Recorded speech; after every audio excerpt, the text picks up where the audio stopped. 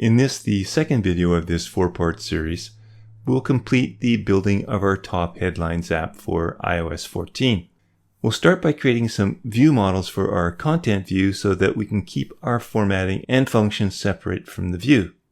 We'll design our interface entirely in SwiftUI, and we'll also be creating a loading state view that will overlay our content view while we're fetching the JSON from the API so that our users know that the app is actually busy. Now, before I get started, let me request that if you enjoy this video, please leave a comment below and give it a thumbs up and subscribe to my channel. Make sure you ring the bell to be notified of new videos, and if you want to support my work, you can buy me a coffee. If this is something you want to learn, then keep watching. Now, if you've followed along with this project from the beginning, you can continue using the same project. Or you can download the starter project from the link in the notes below that is the completed project from video 1. Just make sure that you follow the initial steps in that first video to secure your own newsapi.org API key. In building out our project, we're going to be using the MVVM design pattern. We want to keep all of our formatting and logic outside of our view. And since we're going to be presenting a list of articles with various properties, all formatted nicely, we'll need to create a view model for our article that will handle that. So the first thing we need to do is to create a Swift file, and we'll call it ArticlesViewModel. Inside this file, create a struct of the same name. Inside that struct, create a property called article, which is of type news.article. What we're going to do is from our news view model, pass in one of the articles that we get from our JSON API call and create a new object that will be an article view model. With that property created now, create an initializer for it. And this will really streamline our code in our view model when we map our found articles to create the corresponding article view model array.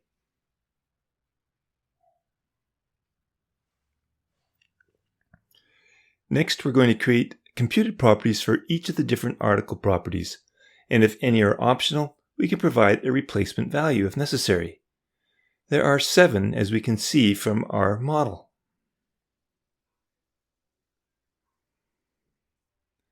First, though, we are going to want to loop through each of our items in the array we create to present the list view. And this will be easier for us if we can make our struct identifiable. So let's do that. Now, in order to conform, we'll need an ID property. So all we'll need to do then is to create a property that is unique so that we do not have to specify it in our loop. So for this, we'll use a property and initialize it as UUID. Now for the other properties. Article.author is an optional string. So if there isn't one, we're going to have to provide an alternative. So we'll create a new computed property called author that is a non-optional string, and we'll return article.author or question mark, an empty string. The URL is not optional, so we'll just return article.url.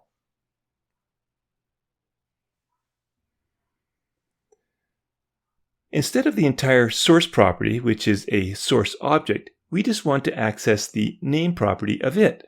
So we'll create a new computed property called source that is a string, but just returns the article.source.name. Title is non-optional, so let's just create a property of the same name and of the same type, a string, and return article.title. We'll treat description the same way as we did for author, and we'll return an article.description or an empty string.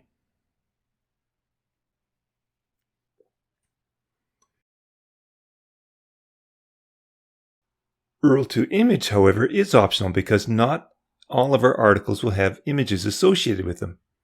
So instead of returning an optional URL, we're going to want to return an optional image. So let's create a new computed property called image that is an optional UI image. Of course, we'll need to import UIKit to be able to do this.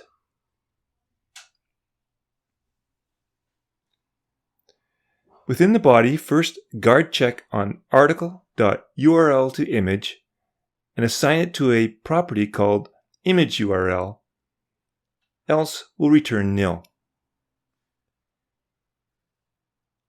Next, we'll try to extract the data from the contents of that image URL, and if we can't, it'll be optional, therefore we'll return nil. Then finally, if we have the data, we can convert the image to a UI image using the data. And if that's not successful, again, we'll return nil. So if we've gotten this far, we can return our image. Now finally, we get to our date property. And we want to format the date, but I don't want to create a date formatter for every single article.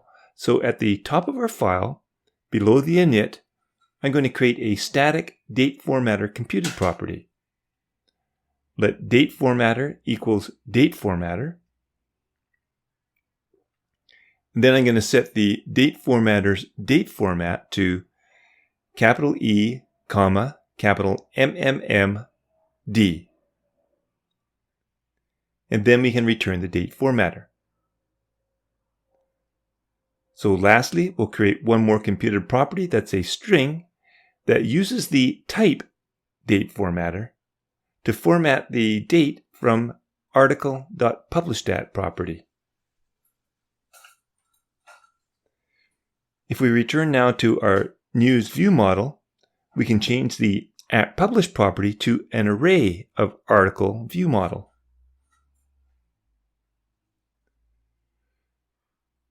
This creates an error, of course, because we need to map our array of article into an array of article view model. So we can use the map function. And since we've created an initializer that expects a single article, we can use simply ArticleViewModel.init. And we can remove the print of the count because we're about to build our UI now and using our new view model. Moving on to Content View now, we can build out our UI. So first, let's replace the text view with a list that iterates over our ViewModel.articles. Inside there, we'll create a VStack with a leading alignment. First up in our VStack, I'm going to create 3 text views. One for our article.source, one for the article.author, and one for the article.date. And I'm going to set the font weight of the source to bold. We want all 3 of these to be formatted with a caption font. So then rather than adding that to each one, I'm going to enclose them all within a group and assign the font to that group.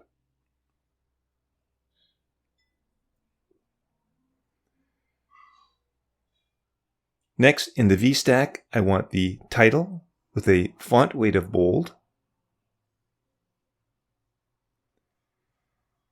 And then I'm going to follow that with the article description that has a secondary foreground color.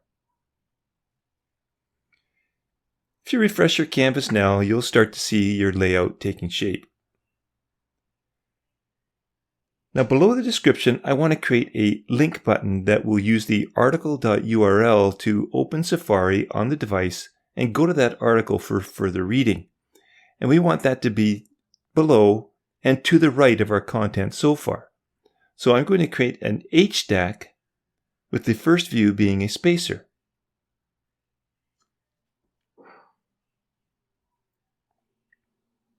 I'm going to follow this with a link that uses our article.url as the destination.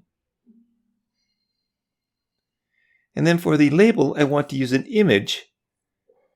And that image is going to be a system name, globe.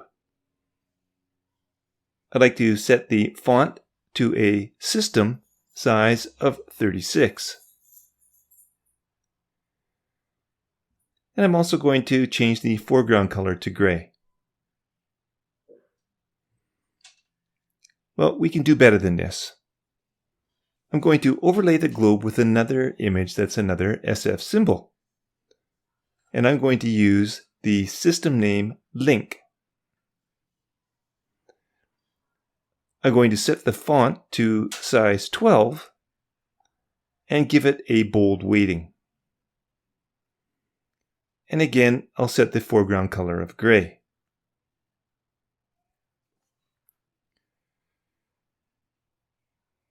To make this stand out, I'll give it a padding of 1 and then add a background of a circle. But I'll set the fill color to a secondary system background. And then I'm going to add a shadow.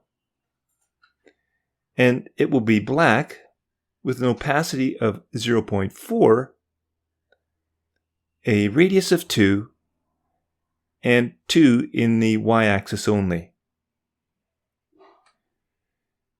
And then I'm going to copy that shadow and apply it to the entire image as well. Let's test this out in our simulator. There's a small problem, however. Instead of just this globe link button being tappable, the entire row in the list is. I only want it to be the link that is tapped that's going to present the Safari view. Well, this is easy to do. I can return to Xcode and I'll apply the button style of type plain button style to the link. It acts just like a button. But I can also do one more thing. I want to embed this list in a navigation view. And then I can add a navigation title that we can say says top headlines. And test it once more. That's better. But if there's an image available, we'll need to be able to display it. Remember, it could be nil. So we want this to be the last item in our VStack. So if it's nil, we'll use an if-let statement to unwrap article.image and only display an image using that UI image if it's not optional.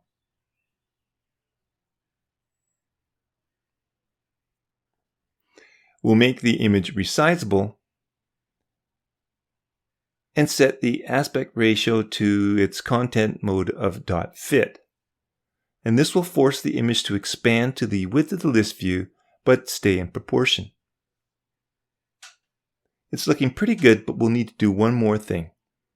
We'll need to be able to let the end user know that we are fetching and loading data, because now when we run our application, after the launch screen appears, we still get this blank white screen with just the navigation bar title showing.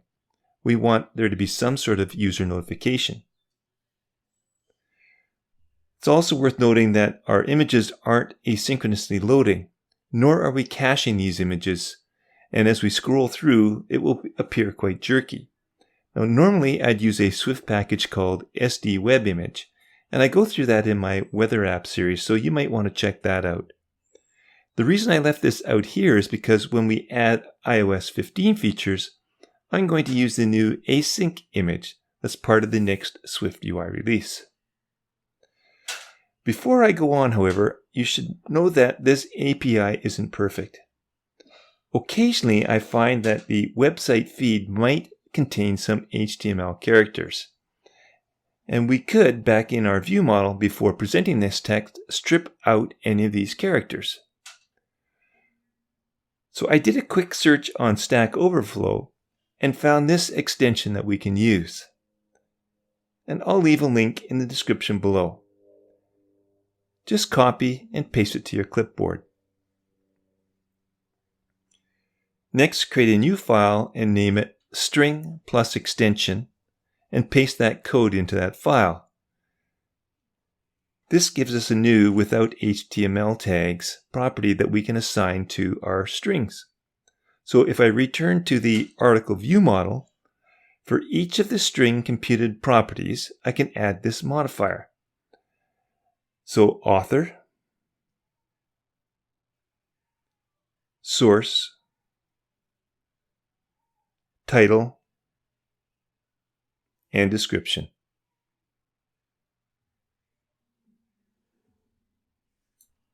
So the last thing we need to do still is to give our users that indication that the API is fetching the news.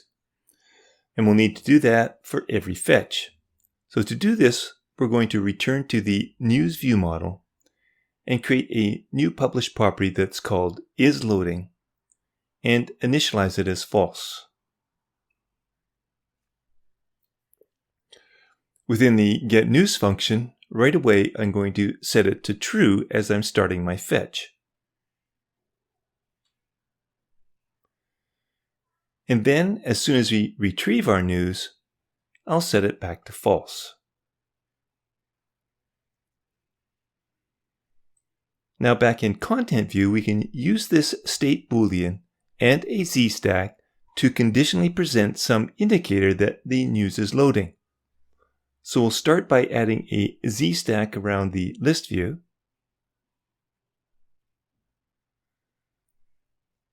And then as the second item in the z-stack, we can check to see if ViewModel is loading. If it is, we can present a progress view with the text saying, fetching the news.